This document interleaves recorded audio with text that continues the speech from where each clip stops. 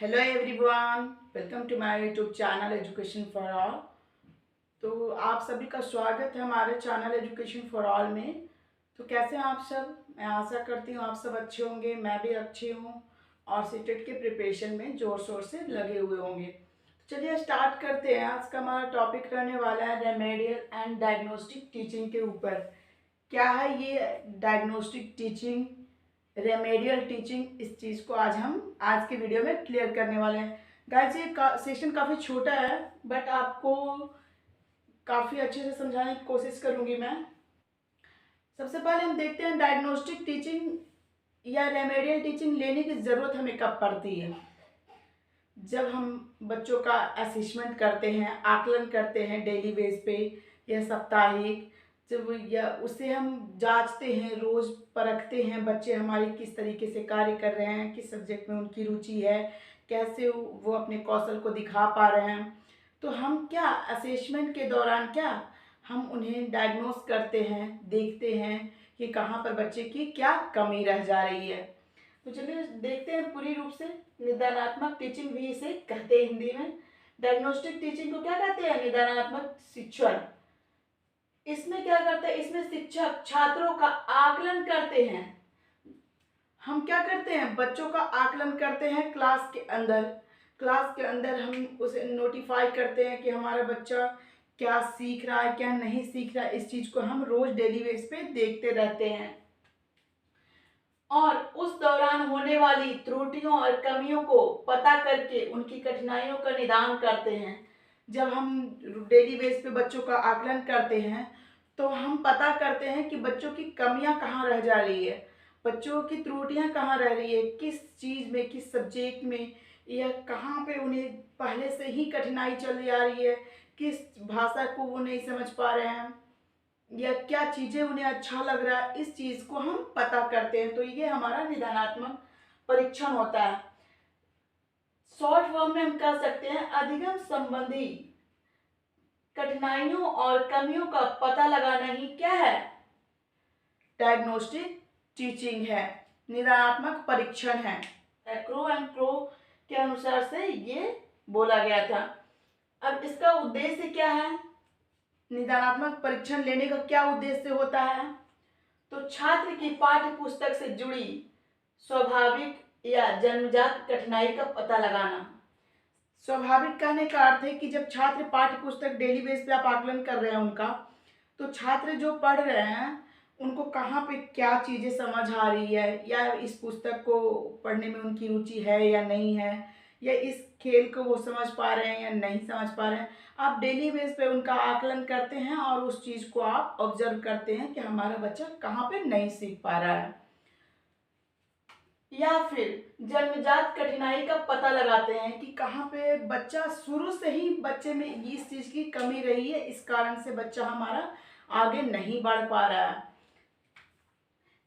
दूसरा है छात्र की पाठ्य पुस्तक से जुड़ी विशिष्ट कठिनाई से अवगत होना।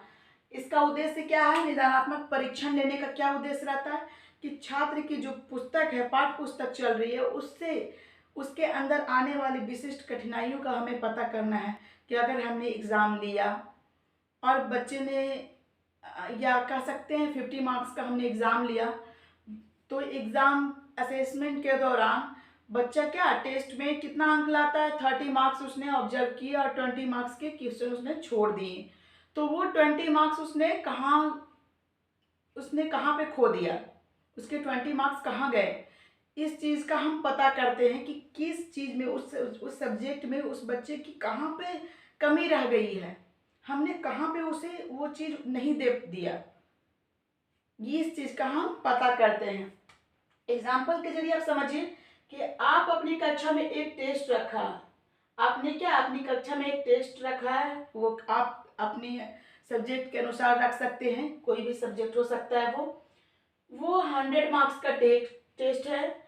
सभी बच्चों ने टेस्ट दिया और जब आपने उनका आकलन किया, मूल्यांकन किया, तो पाया कि कई बच्चों ने 100 में से 80 मार्क्स लाए, तो 20 मार्क्स उन्होंने कहाँ छोड़ दिया? उन्होंने क्या, जब आपने 100 मार्क्स का टेस्ट लिया तो बहुत सारे बच्चे 100 में 100 लाए, बहुत सारे बच्चे 100 में 80 लाएँ, बहुत सारे बच्चे 100 में 60 लाएँ। तो वो क्या 100 में 60 तो लाएँ, लेकिन वो 20 या फिर 40 मार्क्स उनके कहाँ जा रहे हैं? कौन से क्वेश्चन को वो पकड़ नहीं पा रहे हैं, या कौन कौन सा भाग उनका छूट रहा है, जिस चीज़ में कमी रह गई है, कहाँ पे उनको दिक्कत हुई कि वो क्वेश्चन को पूरा पूरा अटेम्प्ट नहीं कर पाए। तो यही हम इस चीज़ को जानते हैं, इस चीज़ को हम पकड़ते हैं, तो ये निदानात्मक परीक्षण कहलाता है। यही निदानात्मक परीक्षण होता है कि हम निदानात्मक परीक्षण आकलन के दौरान करते हैं। अब आ रही है रेमेडियल टीचिंग की। रेमेडियल हम रेमेडी प्रोवाइड करते हैं, कहते हैं कि उपचार देते हैं। जब कट छट जाता है, हमें पता करते हैं कि अच्छा कहाँ कहाँ क्या हुआ है, किस चीज़ को दिक्कत आई है, बस ये डायग्नोस कर लेते हैं, डॉक्टर से पता करते हैं। तो हम लोग क्या करते हैं, हम लोग सीटी करवाते हैं, अल्ट्रासाउंड करवाते हैं, ब्लड चेकअप करवाते हैं। तो इस चेकअप के दौरान हमें क्या डॉक्टर को ये भी नहीं पता चलता इसके बॉडी के अंदर क्या है, तो वो कि डायग्नोस करवाते हैं, हमें डायग्नोस करते हैं कि मशीन के थ्रू कि हाँ इसके अंदर क्या दिक्कत है, क्या कमी है, जिसके कारण से बच्चा ये चीज़ें नहीं, बच्चे को इस तरह की बीमारी हुई है। उसी प्रकार टीचर हमें डायग्नोस करते हैं कि कहाँ पे बच्चे की कमी रह गई है। फिर डॉक्टर हमें क्या उपचार देता है, दवाइयाँ देती है हमारी बीमारी को देखकर जानकर। उसी प्रकार टीचर हमें क्या रेमेडी प्रोवाइड करती है, उपचार देती है कि बच्चा का कहाँ पे कौन से टॉपिक में दिक्कत हो रहा है। इस चीज़ को हम उसे सिखाएंगे, संभालेंगे, तो वो आगे बढ़ेगा। देखिए रेमेडियल टीचिंग पढ़िए आप, मैं आशा करती हूँ आपको पूर्ण रूप से समझ आ गया होगा diagnostic teaching and remedial teaching. फिर भी एक बार देख लीजिए। उपचारात्मक शिक्षण इसे बोलते हैं हिंदी में। छात्रों की कमियों को पता करने के बाद उन कमियों को दूर करने के लिए जो उपचार या तकनीक देते हैं और उनकी अधिगम से जुड़ी दिक्कतों का उपचार कर देते हैं, तो यही उपचारात्मक शिक्षण कहलाता है। उपचारात्मक शिक्षण क्या है कि जब आपने डायग्नोस कर लिया, तो डायग्नोस करने के बाद आपको पता चल गया कि अच्छा बच्चे को हिंदी की इस टॉपिक में उसे व्याकरण से जुड़ी हुई दिक्कत है, या फिर उसे क्या कह सकते हैं कि उसे भाषा पढ़ने में कठिनाई हो रही है या भाषा को लिखने में कठिनाई हो रही है। जब आपने ये पता कर लिया, तो उसके बाद उसी कमी के ऊपर आप काम करना स्टार्ट कर देते हो और बच्चे की इस दिक्कत का निदान करते हो, दिक्कत का उपचार करते हो। तो ये उपचारात्मक शिक्षण कहलाता है। इसका उद्देश्य क्या है उपचारात्मक शिक्षण का? तो छात्रों के ज्ञान से जुड़ी त्रुटियों का अंत करना, जो उनकी अधिगम के दौरान उनकी दिक्कतें आ रही है उस कमी को खत्म करना, बंद करना। दूसरा है छात्रों के अधिगम संबंधी दोषों को दूर करना, उनमें गलत आदतें हों उनको दूर करना, मनोवृत्तियों को समाप्त करके मन के अंदर कोई गलत तरीके की बात आ रही हो उस चीज को समाप्त करना, उन्हें उत्तम रूप प्रदान करना, उन्हें अच्छे रास्ता दिखाना, उन्हें छोटे छोटे समूह में बांटकर उनकी आवश्यकता के अनुसार शिक्षा देना। यही इसका उद्देश्य है कि उनके अंदर जो भी गलत चीजें रह रही हैं, उनकी रुचियों, अगर उनके अंदर गलत रुचि पनप रही है, तो वो उस चीज को हटाकर हमें अच्छी रुचि का उसमें मतलब प्रदान करना चाहिए, अच्छी रुचि उनमें भरना चाहिए, ताकि हमारा बच्चा आगे से आगे बढ़े। एग्जाम्पल क्या है कि जब आपने यहाँ पे डायग्नोस कर लिया, डायग्नोस्टिक टीचिंग कर ली, उसके बाद शिक्षक ने ये पता कर लिया कि बच्चे की कमी यहाँ पर रह गई है, इस कारण से बच्चा क्या 20 मार्क्स छोड़ दिया।